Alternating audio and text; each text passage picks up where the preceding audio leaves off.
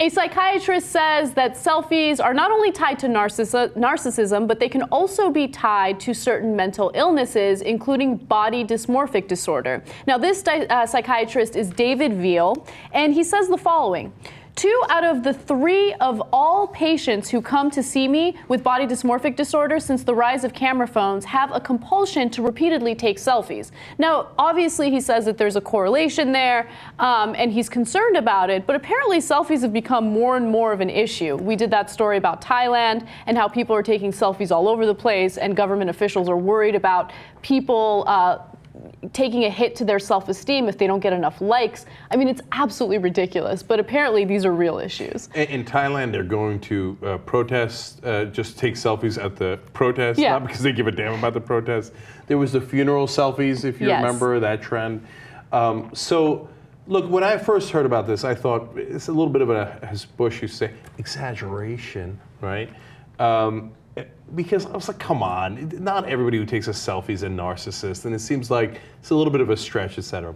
But that was an interesting piece of evidence that the people who come in to him with these significant body issues, that 2/3 of them are like selfie addicts. Yeah. And it's a logical connection. Now, that doesn't mean that everybody taking a selfie has a body dysmorphic disorder. Of course not, right? Yeah. But if you are taking a ton of selfies, I mean, there's some chance that you should check yourself before you wreck yourself. So I think that, I mean, he didn't do a study on this. I think that his logic might be a little flawed because the majority of people in the age group that he sees take selfies, right? So it's like, oh, you came in, you have body dysmorphic disorder. Oh, do you also take selfies? Of course that person takes selfies. The majority of people, millennials, take selfies, at least 1 or 2 since Instagram came about. So I wouldn't be surprised. But there are people who have serious addictions to it. There was this one 19-year-old, his name is Danny Bowman, and he has OCD and body dysmorphic disorder, and apparently he would spend 10 hours a day taking up to 200 selfies. Geez, no, that's a problem. He was so addicted, not just to selfies, but technology,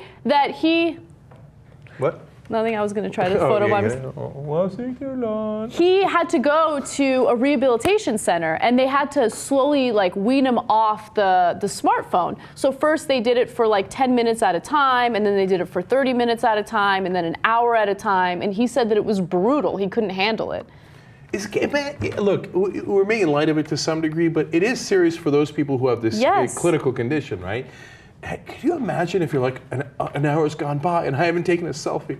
And you're like twitching and like, it's like, yeah, but that's, I literally can't imagine it. An hour will go by where my phone is in the other room and I start twitching.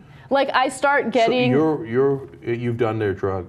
It's the first thing I do when I wake up in the morning. Just take a selfie? No, not selfies, but I check my phone immediately to check email, whatever. And then recently I've been having trouble sleeping. And it's because I'll get up in the middle of the night and I'm like, check my phone. Really? Yeah. And who's going to email you in the middle of the night? I get emails all the time. No, I know, but what relevant email are you going to get in the middle of the night? FOMO, all right? Fear of missing out. There might be something that I really need to know in the middle of the night, and I'll check. Instead of FOMO, you should YOLO and get some sleep. I know, and it's bad. And the light from the phone actually wakes you up, so you have a much harder time going back to sleep. It's a disaster. You're crazy, man. I'm just telling you guys information. She's just telling you information. That's all that's happening here. Okay, don't judge her. All right. She's telling you information. Public health officials in the UK announced that addiction to social media, such as Facebook and Twitter, is an illness, and more than 100 patients sought treatment every year. Okay, what percentage of selfies had this face? I'm going to go with 38%. I'd say more. You say more, yeah. right?